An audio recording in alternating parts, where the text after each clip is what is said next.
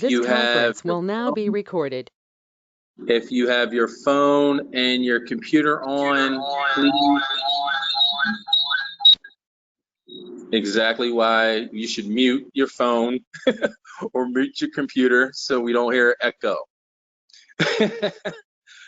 So, all right.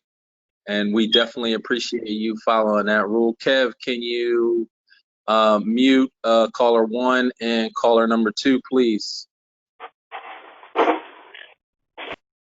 And thank you very much. Okay.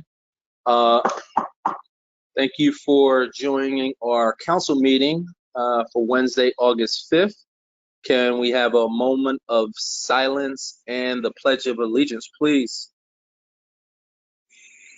I pledge allegiance to the flag of the United States of America and to the republic for which it stands, one nation, under God, indivisible, with liberty and justice for all. Madam Secretary, can we have roll call, please? Valerie Scott Cooper. Here. Hakeem Jones. Here. Heather Lewis. No Heather. Sonia Sanders. No. Okay. Thomas LaPera. Here. Rebecca Smith. Here. Barry Curry. Here. Can we have a motion to approve the minutes from last meeting or any inquiries about Motion. I'll second it. All in favor? Aye. Aye. Any nays? Thank you. Today we did not have an executive session today. So Vice President Smith, are there any announcements, please? Not from me tonight. Does anybody else have any announcements? Yeah, I had Councilman one. Jones. Councilman Jones. Hey, good evening, everybody. I was grateful to host an event this past weekend. I had a lot of partners in the community I wanted to recognize and just say thank you. We were able to give out diapers, produce, food, clothing, and PPE to close to 300 families from the community. Many of the organizations were from far and wide. So Mother's Mission, the Charles Foundation, Mitzvah Circle, the Nathaniel M. Robinson Foundation, Team Children, MLK Junior Association for Nonviolence, Tone and Tenor Radio Station, Norristown Area High School Young Scholars, Norristown Votes Coalition, Darnell Hinton from Teach One, Feed One, East Norton Pharmacy, Chung Law Firm, Norristown's own DJ Belly, Mr. John Doyle. So it was a great day, and thank you for Public Works. The park was in amazing shape, and thank you guys for allowing us to use the parks to have these events. Any other council member? Councilwoman Scott Cooper? Do you have a? Yes. The census is starting to gear up again. And I don't know if you've heard on the news or not, but your president is trying to make some changes that could possibly be a negative reaction to our being counted. So we are going to have yard signs available next Friday. And please spread the word that we need to really make sure we're counted. It is very important that we get the congressional seats that are due us, and that means we have to make sure everyone is counted. So see me or see Sonia. We're both on the Complete Count Committee, and we will be able to get yard signs for you and your family and your friends. We're trying to get the information back out now that they're starting up and gearing up again. I have a question in regards to that. Are they making calls to citizens in regards to being part of the workers for census? I don't know if they started that up. More than likely they have. because President Trump is trying to curtail the amount of time that has been allotted to us. He's trying to reduce that. Some say it's for political reasons. And so I would imagine that they are starting to gear up. So I can double check and let you know, President Perry, and perhaps you can get some information out to the masses as I get it out to you. And to Yeah, anyone. I know when they had the signups at the library, I went and signed up along with a couple other people from the community. So I know everybody's asking in regards to the calls. Okay, I'll find out. All right, will do. So I have an announcement. Lisa, howdy Shell. Would definitely want to thank you for representing Keep Norristown Beautiful. It was an excellent event this weekend as me and Council and Vice President Smith went out into the community, cleaned up some areas with some people. And let's be clear about something. There is some great people in this community that cares about our community. And Lisa, if you want to give a breakdown of how many people were all over the place, because I know there was maybe like 6 or 7 or 8 lap captains or something like that, and they had a certain amount of people. I know I was in a group with 25 people. We were down near area in Barbados, which was the Times Zero area, and I'm sure we kept Thomas and Public Works very busy because we had about 30 or 35 bags on the corner that day. and that was great. So Lisa, you want to take that over? Sure. Thank you, President Perry. We had a total of 6 block captains that were spread out throughout the municipality. 900 block of Jackson Street, 300 West Sturger, James, 1400 Powell, the Barbados, 500 Barbados, and then under the bridge, or the Times Herald building. And I think those were all of the and also 300 West Roberts area. Then we also cleaned Tweed and Powell around the library. It was a collaboration with Habitat for Humanity, and I believe the total count, all the sheets came in, there were 125 volunteers spread throughout the municipality. We cleaned approximately 1.5 miles of road. The pounds of waste was, if I can remember correctly, was about 1,300 pounds of waste that we collected.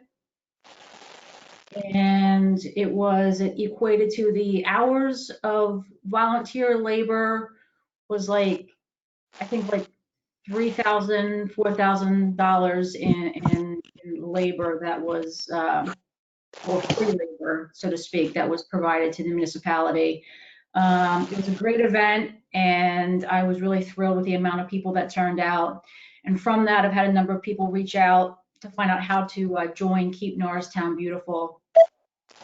I would like to add real quick that the shed that went missing during the flood yesterday has been recovered by our fire department, and they recovered about 80% of the contents of the KMB shed. I just found out about 5 minutes ago. So all of our tools have been recovered. That's just a side note. Yeah, oh man, to have something so great that happened. But it was awesome. It was awesome to see people very excited about cleaning Norristown, and I'm ready and waiting for the next best thing, and that's going to be called Rock Your Block. And everybody, get on board. You're gonna rock your own block, get your own people out there in your community to start cleaning up this neighborhood. We're gonna make stuff happen. So good stuff. Thank you. It was definitely great. Thank you. Madam Secretary, do we have any communications? Yes, we do. Okay, the first one is from Debbie Stilley, 643 Linda Lane. I have concerns about the cost of the proposed mural on Swede Street since we do not see the cost in the agenda. Taxpayers and governments are facing a huge squeeze in the coming year or more. People are out of work and businesses are closing, which means falling revenue. It is likely that local governments will soon have to make up for cuts at the state and federal level. While the sentiment is great, I would urge council to use more restraint in spending now so they do not have to ask us for a tax increase later. Thank you. Mary Jo and Ed Lester, 1426 Locust Street. My husband and I have been homeowners here for 53 years, and we are vehemently opposed to a Black Lives Matter mural, or for that matter, any type of mural, being painted on a public street in the borough. Borough administrations should be apolitical, and council is supposed to be unbiased and bipartisan. Shame on all of you. Victoria Francis, 1119 Green Street. My name is Victoria Francis, and I have been informed about the proposed BLM mural project in Norristown. I have resided in Norristown my entire life, and I do not believe this mural will be beneficial to our community. I am a Black woman who believes in the progress of Black people and that there is still work that needs to be done to help benefit everyone in society. I believe that the introduction of this mural will symbolize a group that does not genuinely believe in helping the plight of the Black community. I believe that the tax dollars of the residents of Norristown should be put to better use. Those who want to support the Black Lives Matter movement are free to do so, but to use taxpayer money to do this is not fair to the community as a whole. As I have stated, I am a Black woman who believes that change should happen in America, but I think the BLM movement is divisive and harmful to the Black community. Please reconsider this project and have another means to support Black people within our community. Thank you for your time. Diana Bauza, 533 Colony Drive in Collegeville. My name is Diana Bauza, and I'm writing in support of a Black Lives Matter mural in Norristown. Ryan Hendel, 34 West Main Street. If spending what little amount of money this amazing project will cost, I don't see how anyone would object to painting the words Black Lives Matter on 1 Montgomery Plaza. I say go for it. Julia Flannery, 234 Egypt Road, Eagleville. I support the proposal to have a Black Lives Matter mural in Norristown. I believe people of color have been systemically marginalized, and public recognition and reparation can start in our community with this art. Grady Lights, 15 Garrett Road, Upper Darby. All of us are created equal. American is a U.S. citizen's only name. Black Lives Matter because we all matter through our mothers who lovingly endure labor pains to give us life. This is our common bond, identity, and kinship. Let's praise mothers. Never forget their burdens to deliver us into the world. Remember their nurturing, the blessing which sustains living in America. To deny that any one of us matters diminishes our mother's dignity, honor, and disrespects our American family. I am a committed community member. I enjoy collaborating and networking with neighborhood-based organizations to realize the promise of our great democratic ideals. I firmly believe that communities in partnership with art and artists can continuously create a more inclusive, equitable, and unified America. We should all see ourselves as midwives who can deliver into the world the possibilities of freedom, equality, justice, as well as unity that our nation is so very pregnant with. Christine Winchester Perry, 716 Noble Street.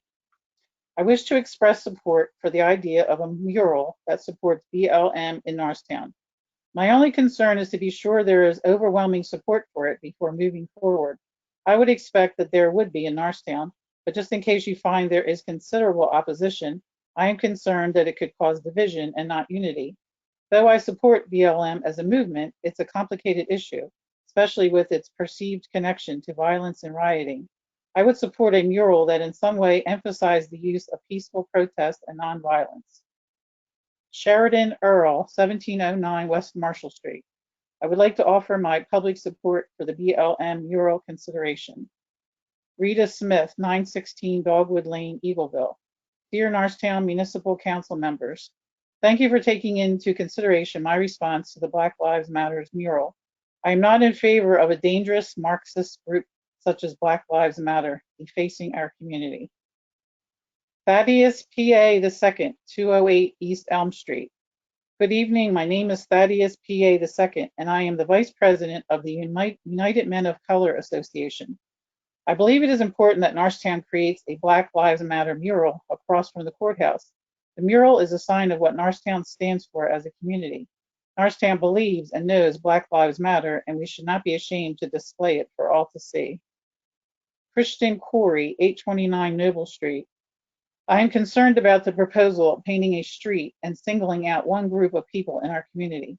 Norristown is an ethnically diverse community, and I believe this resolution breeds division rather than unity in Norristown. Truly, all lives matter, blacks, browns, whites. All skin colors matter, for we are all made in the image of our Creator and Sustainer.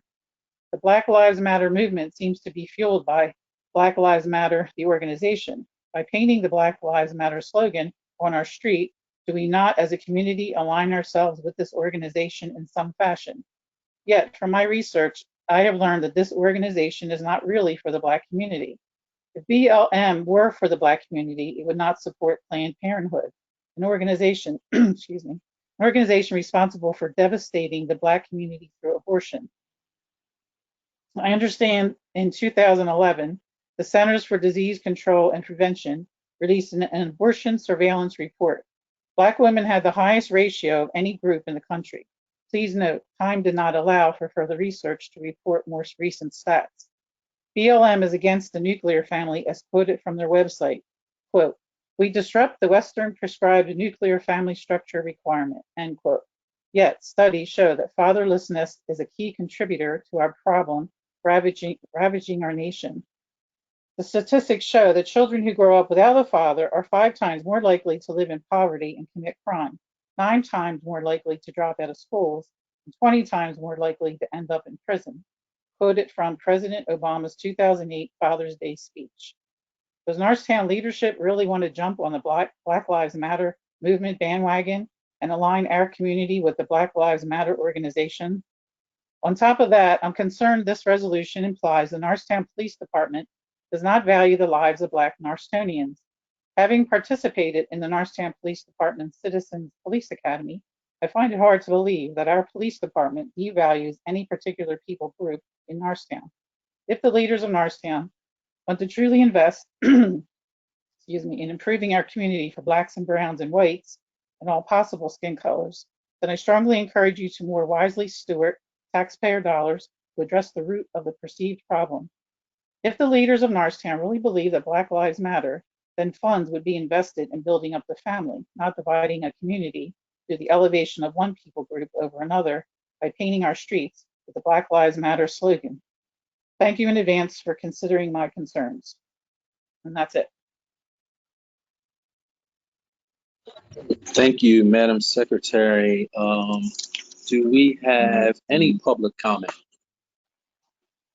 You mean That was communication, public comment. communication? Yeah. That was the public comment. Oh, okay. Okay. Any communication? None. Zero. Okay. I have none. No. All right. No problem. Thank you much. Thank everyone for their public comment. We appreciate it. Mr. Administrator, do you want to take us for resolution 20-69, please? Certainly. Thank you, Mr. President. Council, you have before you resolution 20-69, which is a resolution in support of Black Lives Matter movement and installation of a Black Lives Matter painting on Street between 425 Sweet Street and the Montgomery County Courthouse.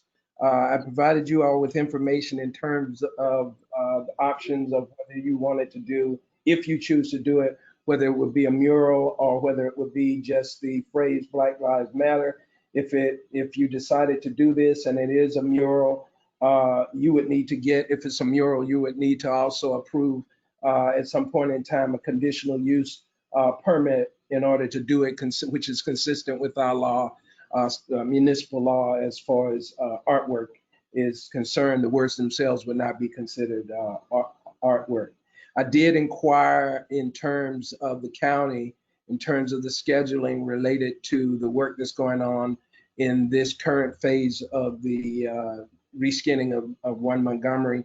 The reskinning is actually scheduled to go on through October, but I was advised that they are going to be able to move away from a portion of Swede Street, the portion that's really, I guess, directly in front of the 1 Montgomery and the courthouse. They'll still be working on the end closer toward the Main Street for a while longer. If council chooses to move ahead, I am awaiting some more detailed information from the county regarding their scheduling, and had expected that I'd be able to get that no later than tomorrow. So if council proceeds, I'll advise you accordingly in terms of what their scheduling is. Thank you for that briefing. Council, as I try to log back on here, any questions or comments? Did I see Councilman Jones? Yeah, thank you, President Perry. In listening to the public comments, I am aware of the many definitions that folks have regarding the phrase Black Lives Matter. One thing I can say, as a public official, I would never use my platform or my position to stoke any type of hatred, fear, or separation, as we are a diverse community. One thing that I have witnessed over the past few months is peaceful protests. Many residents from both the Norristown community and other communities have been here very peacefully, very respectfully. There has not been any violence, looting, or major issues in the community. So the Black Lives Matter painting was a matter of more of a unity collaborative, where it wouldn't just be Norristown Council. There were issues about the budget. There's a larger group of folks who are willing to not only help with the design, but to also help with some of the funding. So this would not be a burden to taxpayer dollars. With that all said, I would just say that Black lives do matter. If you want to make it about division, I don't think that's most appropriate.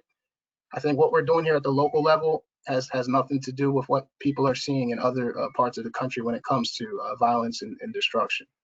So for that matter, I will support the mural. Council, any other questions or comments?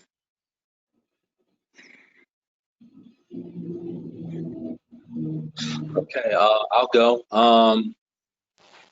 Like Councilman Jones said, there is a group of people who are doing this, and let's not dilute the message here. There's a social clash of people of color who are who've been down for a long time, and we had people that fought for civil rights and everything, and this is just another message to for people to understand where we want to go, how we want to go, and be unapologetic about it. It's unfortunate that we are here currently right now in 2020 with still talking about Black Lives Matter.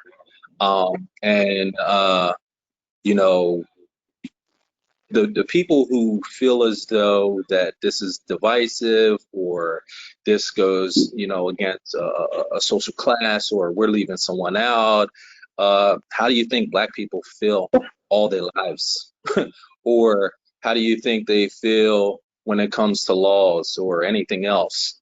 You wouldn't be able to feel that because you're not Black.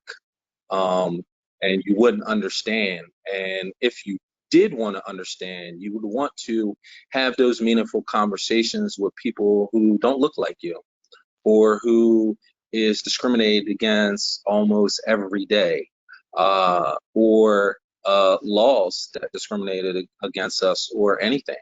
Have those meaningful conversations. And let's be clear about something. with our diverse community, and me and Councilman Jones have had these conversations with this group. This group is very diverse, and I love every minute of it. But we're not going to apologize for that.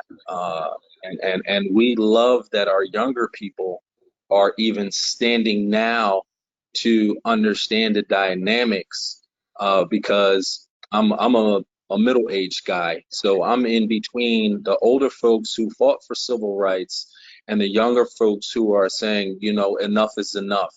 I'm one of those people who is saying enough is enough.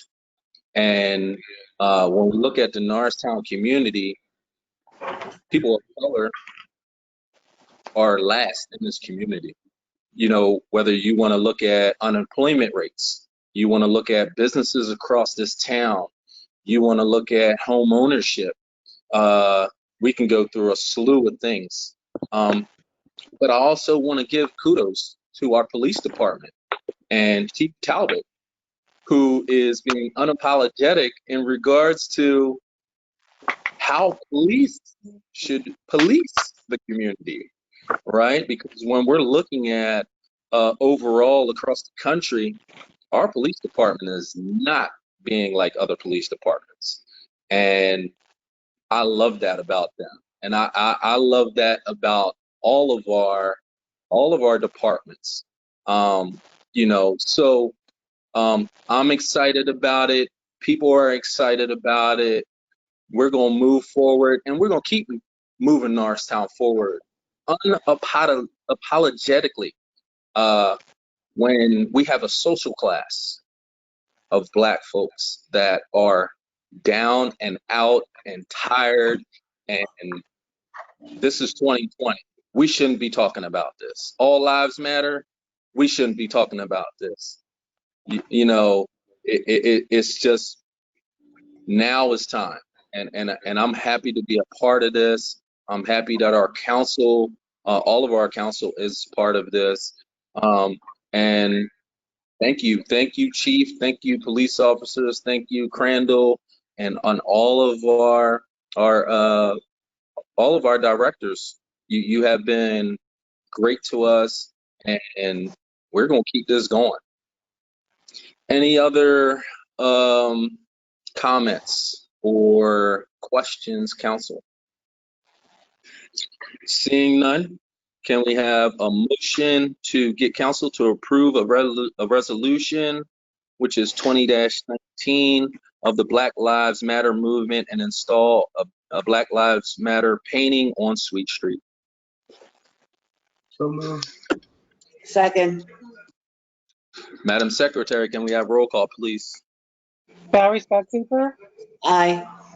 Hakeem Jones, Aye. Heather Lewis? No. Sonia Sanders? No, her and Sonia is not here today. Okay. Thomas LaPera? Aye. Rebecca Smith? Aye. Derek Curry? Aye, the ayes have it. Resolution 20-69 passes. Chief Talbot, ordinance number 20-12, please. Thank you, Council President. Ordinance 20-12 is a request for council to approve the amendment of Chapter 305, Article 2, Section 305-12 relating to one-way streets. This is just a cleanup and to make sure that the ordinance reads the way it's supposed to. So the purpose is to add a portion of Green Street, Wayne Avenue, Rex Alley, and Scott Alley to Chapter 305, Article 2, Section 305-12, titled One-Way Streets, and remove portions of Ford Street, Moore Street, and East Penn Street. So our traffic supervisor was out investigating a complaint of a wrong-way vehicle traffic in the 1400 block of Green Street.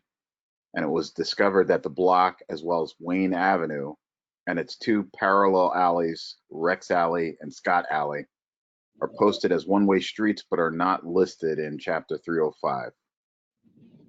So it was discovered that also Ford Street, Moore Street, and East Penn Street can be removed. Without these changes, it's not enforceable. The reasons why the changes are necessary with Ford Street, it's listed in the ordinance as one-way north from Lafayette to Maine, but was changed to allow two-way traffic as part of the Lafayette Street extension. Moore Street is listed as one-way west from Sandy Street to Erie Street, and it actually doesn't exist. And then the 300 block of East Penn Street is listed separately as a one-way west, but the ordinance already lists the entire length of Penn Street, so it makes it redundant. So just some cleaning up and making sure that the ordinance reads the way it's supposed to. Thank you. All right, thanks, Chief. Any questions or comments, council? Councilman Jones. Just had a quick comment. Chief Talbot, thank you. I think, the small things that people don't think about, we're a very old community, so we got some laws on the books. We got roads, we got policies that don't fit today's time. So, Public Works and code enforcement, police department, you guys have been doing really great with really updating our laws, because you do have times where someone from the past will justify doing something wrong because they did it in the past. So I just appreciate you guys doing the small things that'll really help our town. Thank you, Councilman. I'll piggyback off of that.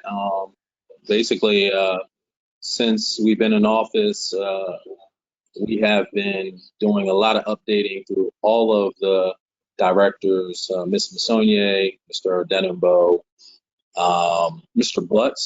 Butts, also Chief, and Mr. Singh. Yeah, and Crandall. Definitely appreciate everybody stepping up to the plate in regards to that. With that being said, can we have a motion to add a portion of Green Street, Wayne Avenue, Rex Alley, and Scott Alley to Chapter 305, Article 2, Section 305-12, Title One-Way Streets, and remove portions of Ford Street, Moore Street, and East Penn Street? So moved. Second. Madam Secretary, can we have roll call, please? Valerie Scott Cooper. Aye. Valerie Scott Cooper. Okay. Aye. Hakeem Jones. Aye.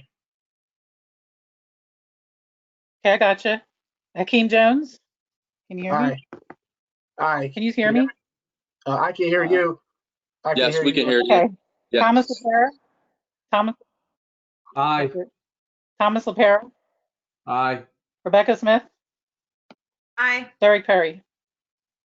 Aye. The ayes have it. Ordinance number 20-12 passes. Chief, resolution 20-68, please. Yes, sir. Resolution 20-68 is a motion to approve a request for disabled parking spaces. The purpose is to establish handicap parking spaces at the following addresses. They are 1220 Tyler Street, 29 Stanbridge Street, 1228 Pine Street, and 731 Astor Street. The applicants at each of these locations has physical limitations that support the request for these accommodations. There's no off-street parking available that would obviate the need for these accommodations. Thank you. Council, any questions or comments? All right, seeing none, can we have a motion to approve resolution number 20-68 to establish handicap parking spaces at the following addresses: 1220 Tyler Street, 29 Stanbridge Street, 1228 Pine Street, 731 Astor Street? So moved. Second. Madam Secretary, can we have roll call, please?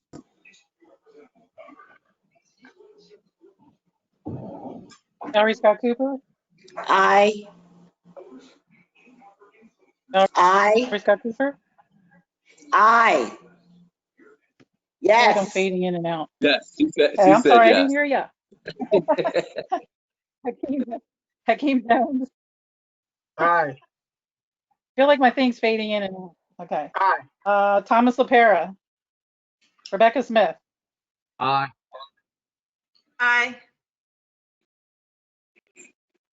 You got Oh, don't two yell at eyes there. You got two eyes me. there. Rebecca?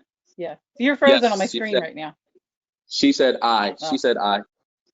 and Derek Perry. Oh my I. gosh, Derek Perry. I. Resolution 20-68 passes. All right. Departmental reports. Mr. Jones, can you take us to administration, please? Absolutely. Thank you, Mr. President.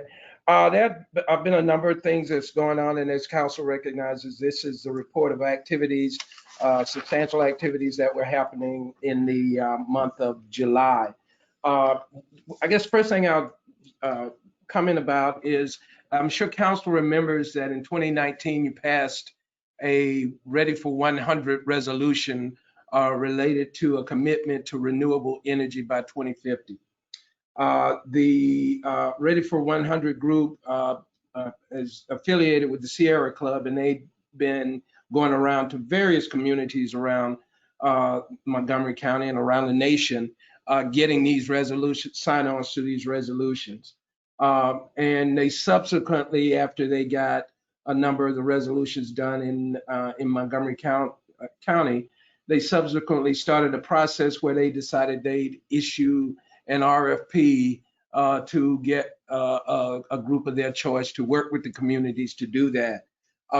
We looked at that RFP and we had concerns. And at the time, last year, I was the president of the Montgomery County Consortium of Communities, which is a group of managers that make up the 62 communities in Montgomery County. We subsequently had a conversation among those managers, all of us having concerns about one Sierra Club and Ready for 100's really great intent, but not real understanding of how local governments work and the diversity between local governments in terms of how they do business and what they can do. And I think at the time there was a recommendation that every participating municipality contribute $20,000 toward the cost of a consultant with really no documentation or anything to support it. But we also had a conversation among the managers that the issue was just not renewable energy, which we all saw as a subset of climate change. And so we wanted to broaden the scope of that. And we began in late 2019 a discussion with both Montgomery County Planning Commission and the Delaware Valley Regional Commission as well to have a discussion, Delaware Valley Regional Planning Commission, to have a discussion about climate change and a group approach in terms of developing a plan for climate change and climate action that was realistic and that we, other participating communities, can be a part of. We pretty much concluded the beginnings of that discussion last month and came into an agreement of what we could do and have gotten a formal agreement together with both Delaware Valley and with the Planning Commission that they support us. We've made application as a group with various state entities so that we can seek joint grant funding for support in this effort. I should by tomorrow have the details of a press release that we have for issue tomorrow. And what we're excited about is we're going to create some strategies as a part of this joint process that all the communities can look at, come back and bring to their respective bodies and say, hey, this is what the group of strategies and approaches we can get to in terms of climate change and in terms of renewable energy. And council can then choose those strategies that make best sense for their respective communities for adoption. And that will be the plans, those will be the plans that will go forward. So we're excited about that press release. I'll send you a copy of that release before we release it publicly tomorrow. But we're excited about that project and continuing in support of council's vision for both renewable energy and climate change in Norristown. As you also know, we're continuing to have our regular meetings and moving the renovation of City Hall project forward. I did share with you through comments that because of the continuing failing of systems in the building, that we are certainly looking at proposing to council in the next couple of weeks that we move out early. I had our project manager and team over to do a look at this building. There's a way that we all believe that we can tie off the upper levels of the system, the HVAC system particularly, away from the downstairs level, police level, and still maintain adequate heating, cooling for them without the danger of yet another pipe burst. And finance has and police are the two that are suffering from that. And if we get out of the building early, they can actually start the process earlier. We're very close to being able to put together the final. We're putting together the final touches on the RFP for the project, and so in 2 weeks we'll be talking in more detail about it. We've also been working in great detail in terms of our 5-year CIP program. I've met with all of the departments regarding their CIP proposals for 2021 through 2025. I'll be finishing up some work with Norm and his team on Friday, where we'll prepare a first draft of the CIP proposal to submit to council for your review. We're also working very hard in terms of the budget schedule for the operating budget as well. We still are working on the timetable that we will have the operating budget ready for adoption by council in November. We're hoping, particularly if we're not delayed because this last pipe burst that we had, which was the second one in 2 or 3 weeks, actually slowed us down again, particularly the finance department. So we're working on that. Participated with Councilwoman Cooper in her other life in a tour with Congresswoman Madeline Dean as she toured some businesses in downtown, particularly the Willow School. Kim Ramsey, she had participated with Kim Ramsey in a program, and went over to the Corbett's building to see his innovation center. And so a group of the Norristown chamber businesses, myself, were involved in the discussions with Congresswoman Dean, and that went very well. One other thing that we did at our note and end on, we did have conversation and have been having, well, two things, having ongoing conversation with our lobbyist, Rocco Pugilis. I know Council Member President Perry has as well. Both he and I had a joint meeting with him, particularly around the RACP authorizations that we had. We did get, and he was successful in lobbying on our behalf to get those authorization into the signed budget for that the governor signed.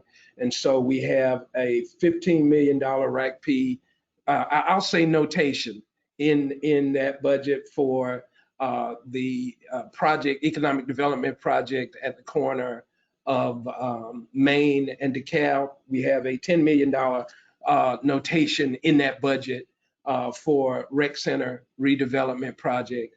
And before she left, we had gotten our previous lobbyist, Lois Haggerty, had gotten us a $2 million authorization that is on the RACP books for a new firehouse. Now, I say notations because even though they put those numbers in there, there's obviously a lot of money, a lot of communities that are competing for that money. So I would suspect, and I've had meetings with Representative Bradford as well, I would suspect that it's probably more realistic to expect that 10 million will turn into 5 million because it's just a number of requests. And so we're trying to get ourselves in all of these areas as shovel ready as we can So when they start actually the doling out of money, that's gonna be a part of that. And so that's actively going on as well, and has been going on for several months. And then I think the final thing I'll share is that we do continue our discussions with the state regarding the state hospital project. That is very, very active. I have monthly meetings. We'll have an August meeting within the next couple of weeks. We didn't meet in July other than a phone conversation, but it was the process is moving along. They expect by the time we have the August meeting to have chosen the contractor who will do the demolition and site remediation out at the state hospital grounds. That you won't see any actual physical work going on until late spring, early summer. But what's going to happen once that contractor is chosen is a lot of site survey work as they look at what's going to happen and what they need to do to separate the underground utilities that will remain with the state hospital, so that the more typical utilities can be installed on the 68 acres that are going to be conveyed to the municipality. So that project is moving well underway, and they are positively engaged with us in terms of making that happen. Municipal engineer and I participate in those meetings with them regularly. So with that, I'll stop, and if you got any questions, I'll be happy to answer. Council, any questions or comments? All right, seeing none, thank you, Mr. Jones, for the report. And Sure. Next up, we will go with Mr. Odangbo. Yeah, I know you're a busy man this time. There you go.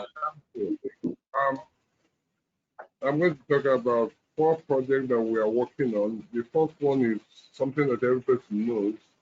And the main street project we are doing, we are actually looking at what the Pennsylvania Water is doing. And the project started on 27th, and it's going to end by the end of the week. And this is actually a good project for the community. The Pennsylvania, from what I saw, they spent about $1,100,000 on that project, and the city is getting it for free. And this is a negotiation I had with them 4 years ago, and I'm happy they are keeping to it. There are many other streets that they'll be repaving in the community. As a matter of fact, I believe that they'll be doing streets that water about 3 miles in the community this year. So it's something I want the council to know about. Then in-house, we have started paving some alleys in the community, and those paving are going very well. We have, the intention is we are programming to pave about 15 alleys. We paved 4, we paved 3, and they really look very good. And the 3 alleys that we paved are in Jervis Alley, and then the Rich Alley. And we're going to be moving to another alley probably sometime tomorrow, depending on weather. And we've been doing some stormwater inlet cleaning in many parts of our community. The community has about 1,300 inlets, and most of these inlets are blocked. So we hired a vacuum truck, and we are cleaning. We cleaned about 40, and there are lots of things coming out of these inlets. The target is that we will keep the vacuum truck for 1 month, and the intention is to clean about 30 inlets. So we're on schedule.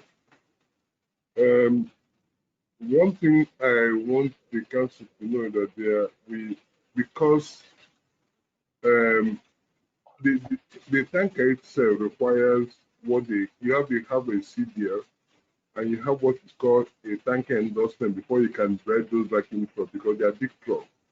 And then we work with some public work employees. They took the test today. Actually, 8 of them went for the test, and 7 of them passed. And so it's something very, very impressive. So gradually we're transforming public works to what I call a professional department where many people do different kinds of things, qualified to do them. I'm sure the council will know that when I came here, we had only 3 people with CDL in public works. And that was actually frustrating things we do. Right now, we have 9 people in public works with CDL. So it makes what we do very, very easy because different people can do different things at a time. Another thing I want to talk about is the storm we had yesterday. I believe that we've taken care of most things that are out there. We did a lot of cleaning today, and even if there are still things that are still left that we've not taken care of, they are very minimal. We'll take care of them tomorrow. So everything is working fine in that respect. We've been parking patrols all over the community. We've actually been doing other things we do regularly. One thing that I want to point out is there are lots of trash in this community. Every year, every month now, we pick about between 25 to 28 tons of trash. This is apart from trash that is taken out by Mascaro, the one that probably will fix in the community. So it's something I've been thinking we can start addressing this issue. There are a lot of dumping in the community. Just the last month alone, we picked up 28 tons of trash, and that's a lot of trash that are littered all over the community. I'll be ready to answer any question that the council will have.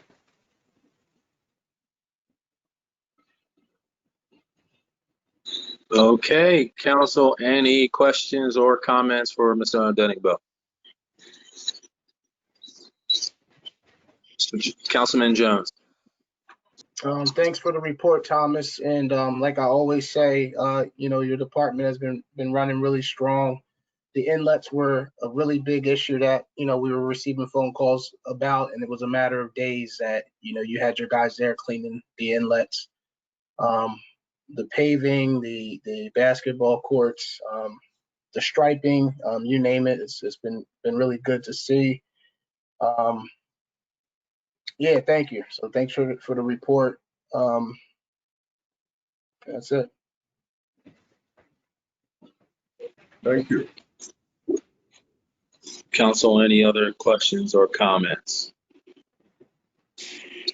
Seeing none, Mr. Dunningbo, thank you and your department for doing a wonderful job. No, it's not easy, but I'm pretty sure that we are turning it around slowly but surely, but it's getting done. And people do appreciate you, and they do see the guys working hard. So we definitely appreciate that. All right. My last comment I'm going to say is, in regards to the Black Lives Matter, I'm glad Norristown is the first in Montgomery County. And I am pretty sure we will not, we got some other things on the horizon, and that's a great thing. And with that being said, and I'll go with Vice President Smith, who always says, people, please stay safe out here, wear your mask, go by the rules of the 6 feet rule. COVID is out here rampant and wild, and you don't want to be affected by it or your family. So with that being said, can we have a motion to adjourn? So moved. Second. Second, all in favor? Aye. I'm never going to hear nays at the end of this, but everyone enjoy your night, be safe, and stay healthy, all right? We need every single one of you. Appreciate everybody. Have a good night. Good night.